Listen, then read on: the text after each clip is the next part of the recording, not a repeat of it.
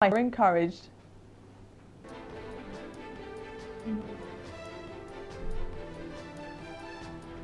Local companies are encouraged to boost their business in a new campaign. And enter if you dare, Paul Mann creates Vault of Horror, ready for Halloween.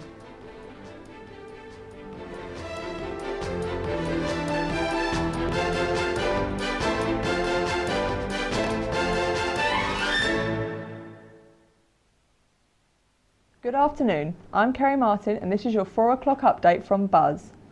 A tribute has come in from international Peshmerga volunteers in Syria for a Bournemouth man who was killed in action. They met him while he worked in Syria with the Kurdistan People's Protection Unit to fight against ISIS. The organisation allows volunteers who wish to work in the region the chance to be trained in combat by the local militia. The tribute read, "Jack was a personal friend, and the foreign fighter community has a strong bond with YPG.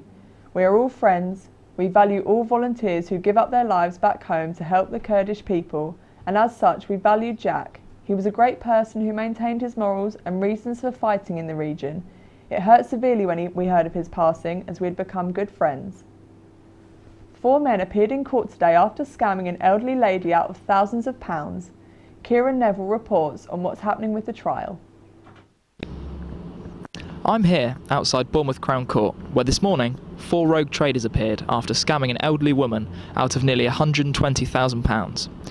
2 of the defendants pleaded guilty to fraud by misrepresentation after overcharging the lady for work that was either poor or incomplete. The other 2 defendants pleaded guilty to money laundering. Sentencing is still ongoing, with the 4 due to be sentenced later this afternoon. Kieran Neville, Buzz News. Would you dare enter Paul's scariest Halloween house? Alice Knight reports from Vale Road, where a terrifying attraction has been built in front of a seemingly ordinary home. I'm live at 42 Vale Road, where Gary White has created a unique Halloween experience for the public. This is Vault 42, and I'm here to speak to the creator himself. Hello, Gary. Hi. So, what made you want to create Vault 42? It's something we do every year, and it's kind of grown and grown and really for the environment for everyone to come trick-or-treating. And how long does it take to build, and when will you be finished with the project? I started building it, I'm not allowed to do anything before, I had to do everything after Easter, so it takes lots of planning. So last year I did it all in 1 week and it wasn't as good. This year a lot more planning, so it took pretty much 6-7 months. And you said the event and the attraction is free, but donations are encouraged to the British Heart Foundation. What made you choose this organisation? So many charities, but my dad suffered a heart attack and luckily he's fine, so it'd be nice just to make some sort of charitable money there. And what can people expect from the night? I know you don't want to give away too many secrets, but what type of thing can visitors expect to see? On Saturday there'll be digital pumpkins telling you stories and singing songs, and also after that there'll be some digital witches and some haunted people that will also tell you stories. On the main night on Halloween there'll be live actors and everything you'd see at a professional attraction. Thank you very much, Gary. The Vault 42 will be open for a family event tomorrow, but the real scare is on the 31st of October. Alice Knight for Buzz News. Bournemouth Beach will be back to its best this weekend as a group of volunteers are set to clear it of litter. Greg Luckhurst is at the beach ahead of the event. I'm here at Bournemouth Beach, which this weekend will be the location for the annual beach clean. This Sunday, members of the public and the charity Surfers Against Sewage will walk up and down the beach collecting whatever rubbish they can find. There has been a massive push for beach cleans over the last couple of years, with only 10 in 2009 compared to 1,250 this year. It is hoped that this will encourage tourism to the area and help maintain the beach's natural beauty. Greg Luckhurst for Buzz News. Big Little Theatre School turns 21 this weekend. To celebrate, they're putting on a birthday concert at the Pavilion Theatre in Bournemouth, accompanied by former members of the school who have gone on to have careers in the West End. Big Little is known to have successful students who go on to perform in the industry of musical theatre, acting and dance, especially out of their professional development programme.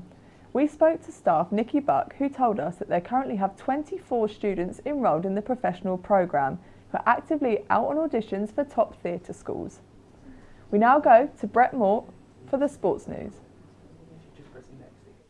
Camford School have added another sporting star to their alumni, alongside GB rower Brianna Stubbs and legendary racehorse trainer Sir Henry Cecil. 18-year-old Felix Organ has been awarded a scholarship by Hampshire County Cricket Club following a breakthrough year for the youngster, which saw him represent England's under-19s against India. In other news, Bournemouth Rugby Club have decided to take out insurance on all of their senior players. The decision came after lock forward Toby Keneally was stretchered off on the opening day of the season with a broken leg. The insurance covers players should they not be allowed to work following an injury. And finally, some good news for AFC Bournemouth fans, as Eddie Howe has confirmed that England striker Jermaine Defoe will return to action this weekend as the Cherries face champions Chelsea at the Vitality Stadium. Howe also confirmed, however, that last season's top goalscorer Joshua King is a doubt for the game, having missed the last two fixtures through injury. Small Business Saturday is a campaign being pushed by Bournemouth Council to remind the public of the benefits of shopping at smaller businesses. Sophie Tizet spoke to Ricardo Sanchez, who owns Copy Plus, a local printing business. So around your shop there's quite a lot of independent businesses as well. Yeah. What is your relationship like with the other owners of independent shops? It's even though it's a work relationship, you know, we do prints for them, and I buy my lunch for them, or I actually get my, you know, we exchange, but you always get the friendly atmosphere going on. It's always, can I do this now? Yes, of course, no problem. And yeah, we help each other. It's all good.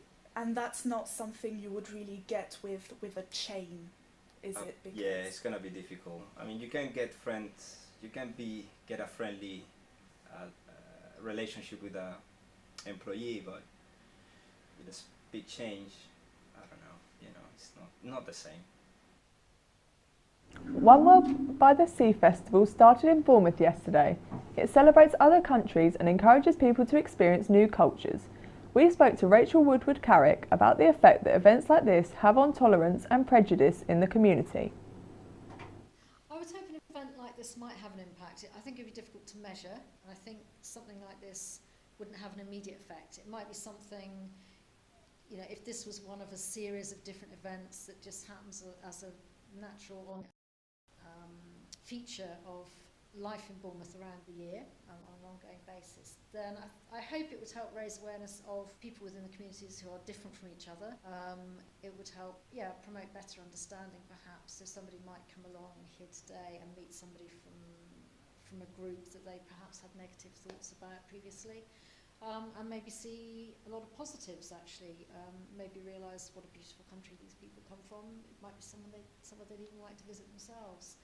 And maybe see more of the commonality as well, if they meet people on a one-to-one basis. So I think it does have a role to play, and I think if we could do more of this kind of thing, that would be, I think, all to the good. Realise what a beautiful country these people come from. It might be somewhere they'd even like to visit themselves. And maybe see more of the commonality as well, if they meet people on a one-to-one basis. So I think it does have a role to play, and I think if we could do more of this kind of thing, that would be, I think, all to the good. And now for the weather with Alice Miller. Temperatures are dropping to single figures this evening, with clearer skies and highs of 8 degrees. It will be dry through the night, with a few patches of mist or fog likely by the morning. Saturday will see highs of 15 degrees with cloud expected in the evening. Sunday will be mainly dry and bright and feeling less windy. And don't forget, we're in for an early sunrise on Sunday because the clocks are going back an hour to prepare for the darker months. But why do we change our clocks? It all started back in World War I to maximise the amount of daylight in the summer months. This meant that people wouldn't need to burn valuable coal during the rationing period. In the modern day, it's argued that changing our clocks helps save energy and reduces road accidents and crime. But on the other hand, it's suggested that daylight saving is bad for our health as it reduces productivity and actually increases energy consumption. However, with the routine happening twice annually since 1916, it looks like we are set in our ways. So how will you be spending your extra hour in bed on Sunday? That's all from us here at Buzz. You're now up to date with all the latest local stories.